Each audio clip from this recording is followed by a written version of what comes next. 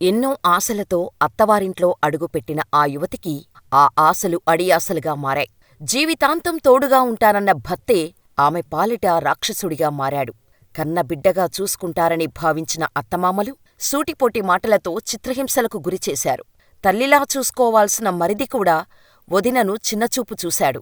అంతేనా, వరకట్నం కోసం అందరూ కలిసి వేధించటం మొదలుపెట్టి ఇచ్చిన కట్నం సరిపోదు, ఇంకా కట్నం తీసుకురా అని ఇబ్బందులకు గురిచేశారు. అడిగిన అదనపు కట్నం తేలేదని కోపంతో కోడలిని చంపాలని ప్లాన్ చేశారు.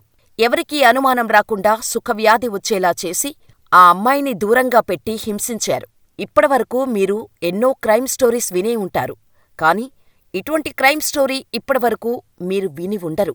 ఈ స్టోరీ వింటే షాకవ్వాల్సిందే. ఆ రేంజ్లో ఉంది ఈ కుటుంబ అదనపు కట్న చిత్రం. ఉత్తరప్రదేశ్ హరిద్వార్ జనపథలోని పిరాన్ కలియార్కు సంబంధించిన ఓ చిన్న గ్రామంలో ఓ ఫ్యామిలీ ఉండేది.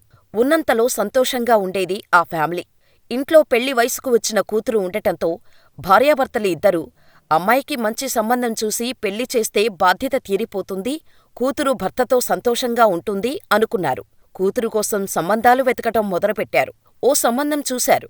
అబ్బాయిది కలియార్లోని జస్సావాల గ్రామం. ఆస్తిపాస్తులు బాగా ఉన్నాయి. ఆ అబ్బాయిని ఇచ్చి చేస్తే మా అమ్మాయి సంతోషంగా ఉంటుంది అనుకున్నాడు. వెనకా ముందు ఏం ఆలోచించలేదు. అంగరంగ వైభవంగా ఫిబ్రవరి 15, 2023న వివాహం చేశాడు. కూతురు సంతోషంగా ఉండాలని అబ్బాయికి కారుతో పాటు 15 లక్షల రూపాయలు కానుకగా ఇచ్చారు. ఇంకేముంది, తన కూతురు అల్లుడితో సంతోషంగా ఉంటుందని మురిసిపోయాడు. నవవధువు గంపెడు ఆశలతో మెట్టినింట అడుగుపెట్టింది. అత్తమామలు కట్నం కోసం వేధించటం మొదలుపెట్టారు. వీరికి వంతపాడుతూ అర్థం చేసుకోవాల్సిన భర్త కట్నమనే దురాశతో వేధించటం మొదలుపెట్టాడు. ఇచ్చిన కారుకు బదులుగా స్కార్పియో కారుతో పాటు మరో 25 లక్షల రూపాయలు అదనపు కట్నం ఇవ్వాలని పట్టుబట్టారు. రోజూ చిత్రహింసలకు గురిచేయటం మొదలుపెట్టారు. వారు ఎన్ని ఇబ్బందులు పెడుతున్నప్పటికీ అదనపు కట్నం తేవటానికి యువతి మాత్రం ఒప్పుకోలేదు. నిరాకరించింది. మా నాన్న అంత డబ్బు ఇవ్వలేడు, ఇచ్చింది సరిపోదా, నేను మా నాన్నను అడగను అని తెగేసి చెప్పేసింది. కోపంతో రగిలిపోయిన అత్తమామలు వధువును ఇంటినుంచి గెంటేశారు. దీంతో యువతి తండ్రి వచ్చి పెద్దల సమక్షంలో పంచాయితీ పెట్టి కూతురుని కాపురానికి పంపించాడు. కట్నం తీసుకోలేదు, పైగా పంచాయితీ పెట్టి పరువు తీసింది అనే కోపంతో అత్తమామలు కోడల్ని దూరంగా పెట్టి హింసించటం మొదలుపెట్టారు. చేతులకు మట్టి అంటకుండా చంపాలని ప్లాన్ చేశారు. ఇద్దరి కొడుకులకు చెప్పారు. వారు కూడా సరే అనడంతో కోడలు తీసుకునే ఫుడ్లో కొన్ని మందులు కలిపి ఇవ్వటం మొదలుపెట్టారు. ఇక్కడితో వీరి అరాచకం ఆగలేదు. కోడలికి హెచ్ఐవి పాజిటివ్ వచ్చేలా ఇన్ఫెక్షన్ సోకిన ఇంజెక్షన్ ఇచ్చారు. ఇలా కొన్ని రోజులకు ఆ యువతి చాలా నీరసించిపోయింది. ఒంట్లో ఓపిక లేక ఏం చెయ్యాలో తెలియని స్థితిలో తండ్రికి ఫోన్ చేసింది. కూతురు పరిస్థితి విషమంగా ఉందని తెలుసుకున్న తండ్రి అత్తింటికి వచ్చి కూతురుని ఆస్పత్రికి తీసుకెళ్లాడు. అక్కడ పరీక్షల్లో తన కూతురికి హెచ్ఐవి పాజిటివ్ వచ్చిందని డాక్టర్లు చెప్పారు. దీంతో ఒక్కసారిగా షాకయ్యాడు ఆ తండ్రి. అల్లుడిని పిలిపించి టెస్ట్ చేయించాడు. హెచ్ఐవి నెగిటివ్ వచ్చింది. యువతి తండ్రికి ఏదో తప్పు జరిగిందని అనుమానం వచ్చింది. కూతురుని గట్టిగా నిలదీశాడు.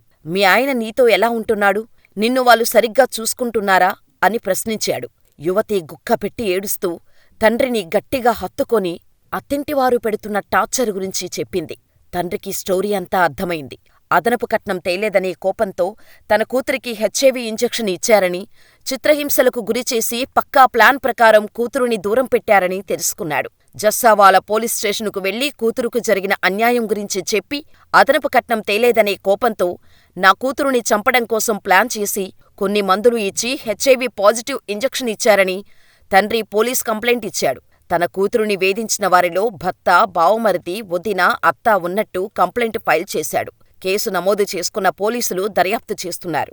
ఈ కేసులో ఎంత నిజం ఉందో అప్పుడే మనం చెప్పలేం. పోలీసులు విచారించి చెప్పాల్సిందే. కాని ఎన్నో ఆశలతో పుట్టింటి నుంచి మెట్టింటికి వచ్చి అత్తింట్లో సొంత కూతురిలా ఉండాలని చూసిన ఆ యువతి జీవితాన్ని వరకట్నం అనే దురాశ చిదిమేసింది. కట్నం తీసుకోవడం నేరం అని చట్టం చెబుతున్నా కానుకల పేరుతో చాలామంది ఇప్పటికీ కట్నం తీసుకుంటున్నారు.